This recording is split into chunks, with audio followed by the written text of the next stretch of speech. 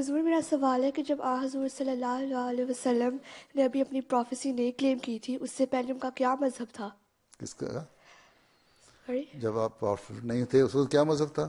جی بات یہ ہے کہ اس زمانے میں بھی اکثریت جو تھی وہ تو بتوں کو پوجنے والی تھی، ٹھیک ہے، اور خانہ کعبہ میں 360 بت رکھے ہوئے تھے، ٹھیک ہے، لیکن اس وقت بھی ایسے لوگ تھے جو مواحد تھے. مواحد ان کو کہتے ہیں جو توحید پہ قائم ہوں، جو ایک اللہ کو ماننے والے ہوں.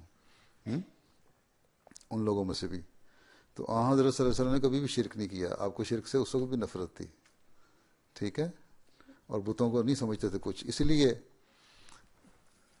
ایک تو دیکھو نا، بچپن میں ہی اللہ تعالیٰ نے ان کا سینہ صاف کر دیا.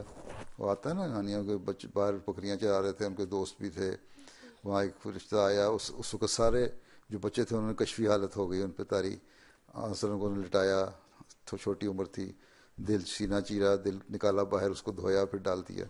ٹھیک، اس کا مطلب پہلے ہی پاک کر دیا تھا دل.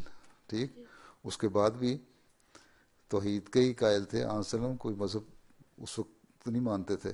ان مذہب کو یہ تھا کہ خدا ایک ہے اور خدا کی عبادت کرنی چاہیے، اس لیے غار حرا میں جاتے تھے عبادت کرنے کے لیے ہیں، اور کئی کئی دنوں کھانا بھی ساتھ لے جاتے تھے، وہیں عبادت کیا کرتے تھے.